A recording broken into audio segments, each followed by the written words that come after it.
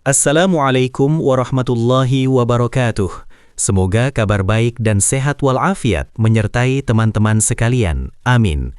Jadilah warganet yang baik dan bijaksana. Kita harus bisa memilah dari dua narasumber yang saling berseberangan. Jangan percaya begitu saja dari narasumber satu pihak saja, yang belum tentu itu benar adanya. Dalam kesempatan ini, saya menyajikan kabar bahwa pengembalian P19 dari pihak Kejaksaan ke Polda Metro Jaya merupakan kemenangan bagi Roy Suryo CS. Hal ini digoreng oleh para pendukungnya seolah-olah bahwa Roy Suryo CS tidak pantas menjadi tersangka. Mereka selalu berdalih bahwa ini semua adalah kriminalisasi. Baiklah teman-teman, kita simak video berikut ini. Saat mengembalikan berkas perkara 3 tersangka kasus tudingan ijazah palsu kepada penyidik kepolisian, Roy Suryo menyebut pengembalian berkas perkara tersebut karena belum penuhi syarat Kitab Undang-Undang Pidana.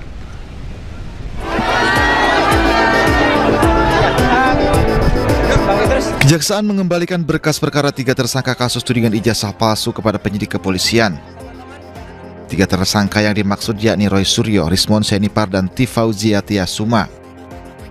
Kubu Roy menilai pengembalian berkas itu pertanda bahwa penyidik belum memenuhi syarat dalam Kitab Undang-Undang Hukum Acara Pidana. Maka, alhamdulillah kalau saya sesuai dengan prediksi saya, P19.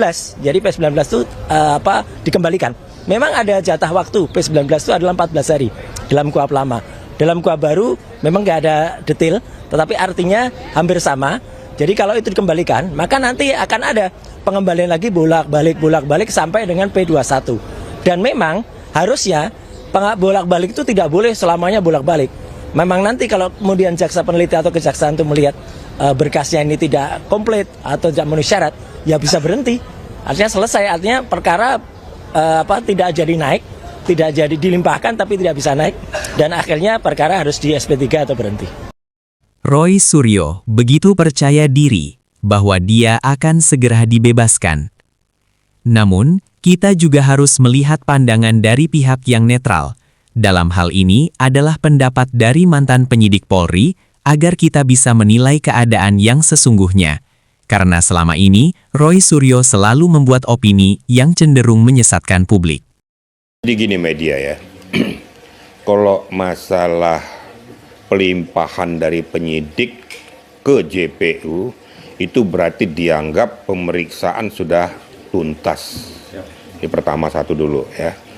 Tentunya mensrenya jelas, tersangkanya jelas, barang buktinya jelas, dan sudah komplit. Makanya dilimpahkanlah kejaksaan untuk meminta P21 kan gitu. Dan saya informasikan sejak SPDP dikeluarkan berarti sudah ada koordinasi dengan JPU tentang masalah ini. Udah jelas pasti jaksa peneliti akan turun melihat sejauh mana perkembangan daripada berita acara pemeriksaan. Nah, tiba saatnya kita kepada pelimpahan ke JPU. Setelah diteliti oleh JPU, ingat yang ini berkas loh ya. Ternyata masih ada kekurangan-kekurangan yang harus dilengkapi oleh JPU sebelum diajukan ke pengadilan. Itu saya rasa JPU nggak salah juga. Dan kalau penyerahan kembali P19 itu sah-sah saja biasa. Kenapa? Karena JPU kan mempersiapkan diri pada saat nanti diajukan ke pengadilan, berarti dia akan mempersiapkan dakwaan. Ketika dakwaan itu disiapkan tentunya harus komplit, harus betul-betul komprehensif.